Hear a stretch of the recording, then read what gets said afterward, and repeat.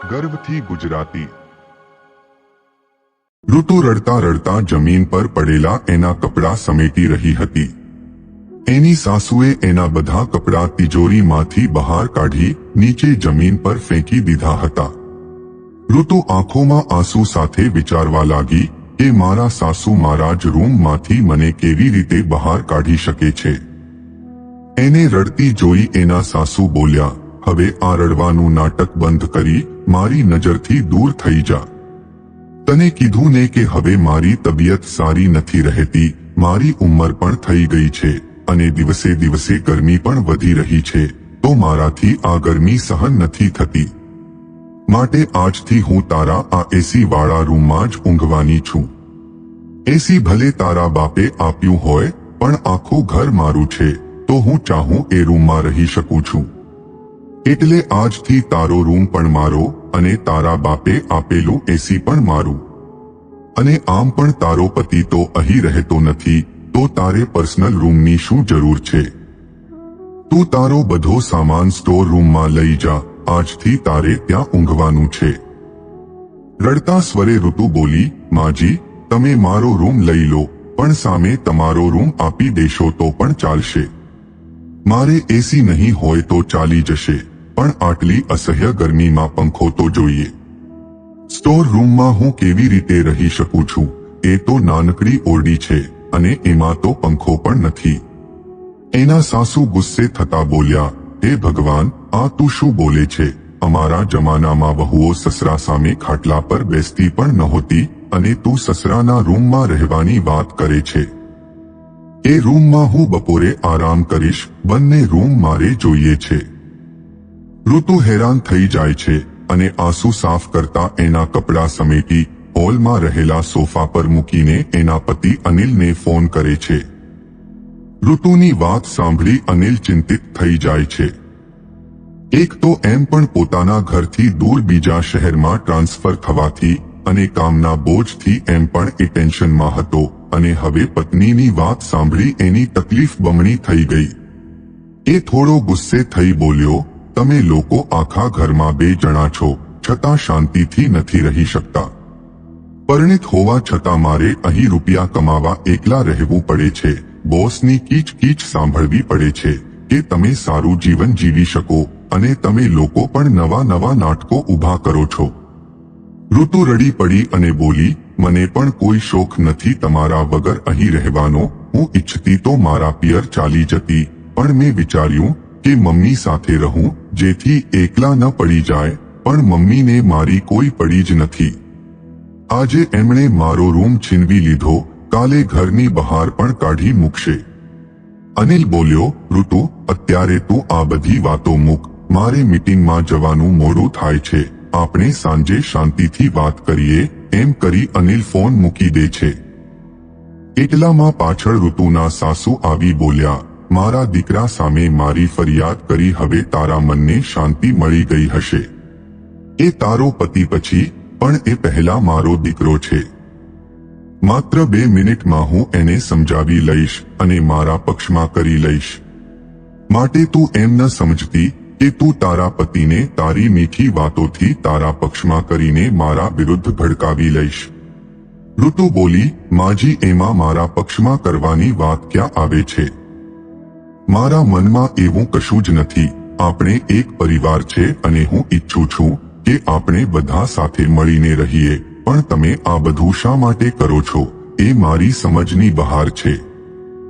ઋતુના સાસુ વહુ પાસેથી રૂમ છીનવીને ઘણા ખુશ થાય છે।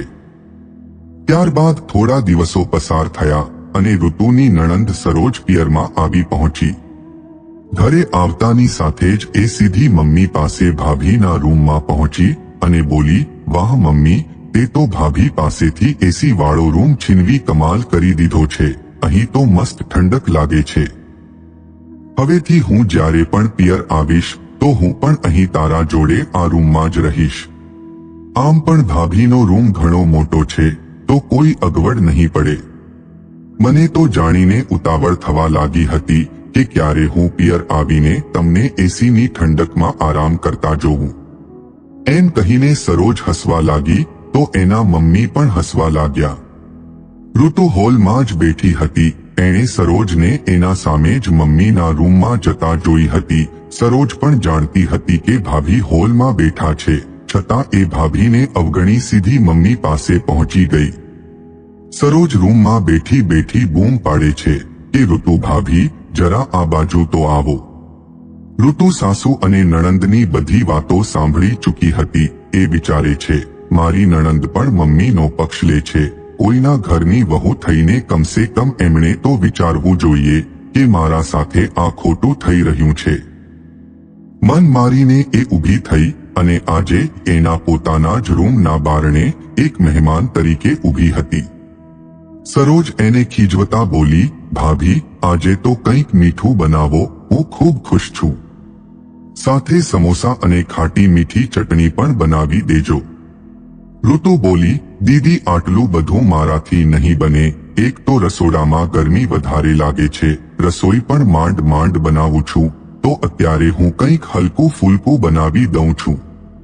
ત્યારે ગુસ્સે થતા સરોજ બોલી, તારા જેવી કામચોર વહુને તો ઘરની બહાર તગેડી મૂકવી જોઈએ. આ તો મમ્મીની એટલી મહેરબાની છે કે તને સ્ટોર રૂમમાં પણ રહેવાની જગ્યા આપી છે. ઋતુ ગુસ્સે થતા કહે છે કે તમે દર વખતે નાની નાની બાબતોમાં ઘરની બહાર કાઢી મૂકવાની ધમકી શા માટે આપો છો? ઘરની બહાર કાઢી મૂકવી હોય તો કાઢી જ મૂકો. મારે તમારા અહેસાનની કોઈ જરૂર નથી. સરોજ મીઠું ભભરાવતા બોલી, જોયું મમ્મી, તારી વહુની જીભ તો કાતરની જેમ ચાલે છે. સારું થયું કે તે એનો રૂમ છીનવી લીધો, એ એના જ લાયક છે. ઋતુની આંખો ભીની થઈ ગઈ. એ વોશરૂમમાં જઈને રડવા લાગી અને વિચારવા લાગી કે આ કેવી જિંદગી છે. લગ્નના 1.5 વર્ષ ઉપર થઈ ગયું, પણ હું મારા પતિ પાસે નથી રહી શકતી. એમનું ટ્રાન્સફર બીજા શહેરમાં થયું. હું સાથે રહેવા માંગતી હતી, પણ મારા સાસુએ મને એમની સેવા કરવા અહીં રોકી લીધી. હું પણ એમને એકલું ન લાગે એટલે ના ન પાડી શકી, પરંતુ મારા સાસુ નણંદ કોઈને મારી જરાય કદર નથી. મારી નણંદ અહીં નજીક રહે છે અને જ્યારે મન થાય ત્યારે અહીં આવી પહોંચે છે, છતાં મારે અહીં રહેવું પડ્યું. મેં અને અનિલે એટલે સુધી પણ કહ્યું કે તમે પણ અમારા સાથે ચાલો, આપણે બધા સાથે રહીશું અને ક્યારેક ક્યારેક અહીં પણ આવતા રહીશું. પણ ત્યાં પણ એ ઘર છોડવા રાજી ન થયા અને મને પણ ન જવા દીધી.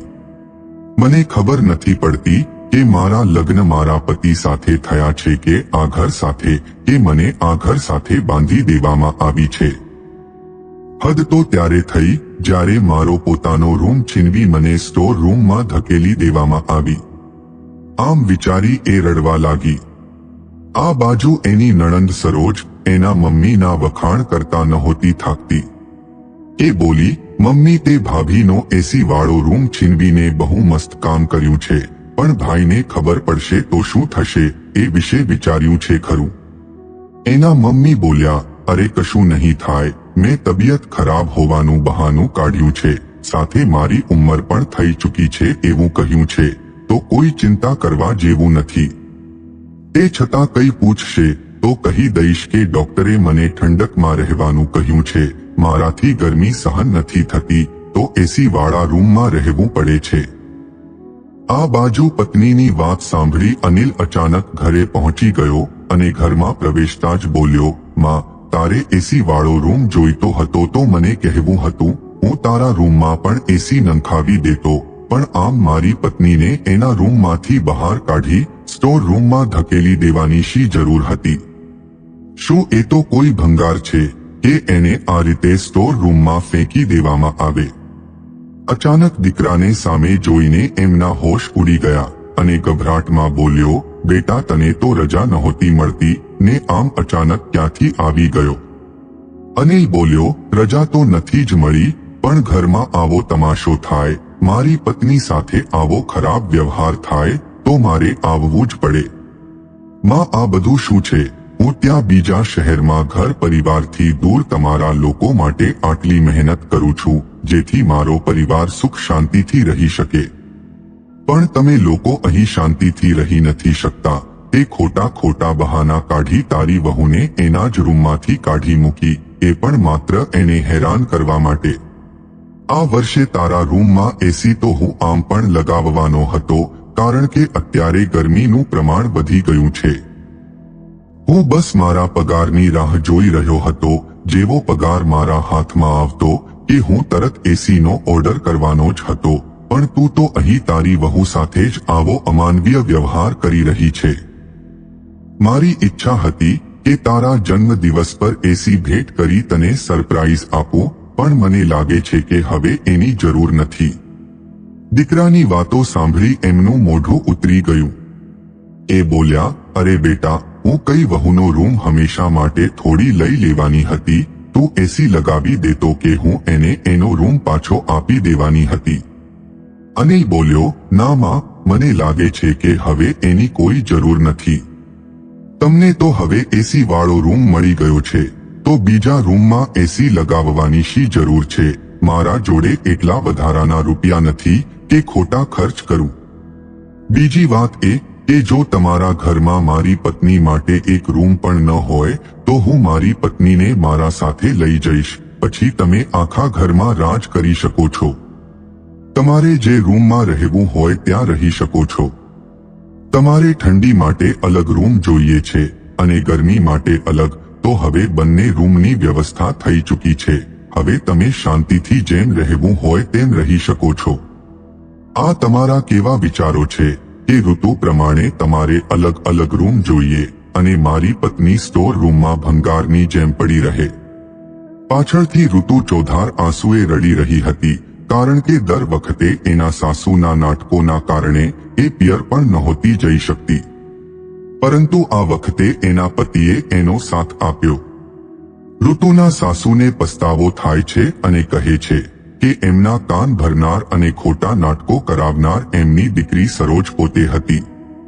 આ સાંભળ્યા બાદ અનિલનો ગુસ્સો બમણો થઈ જાય છે અને બીજા દિવસે જ એ પત્નીને એના સાથે લઈ જવાનો નિર્ણય કરી લે છે. સરોજે સગી બહેન થઈને ભાઈના ઘરમાં જ આગ લગાડી અને એનો ભોગ એના મમ્મી પોતે બન્યા. એમણે અનિલને સમજાવવાનો ઘણો પ્રયત્ન કર્યો, પણ અનિલ એના નિર્ણય પર અડગ રહ્યો, કારણ કે આ એની પત્નીના આત્મસન્માનની વાત હતી.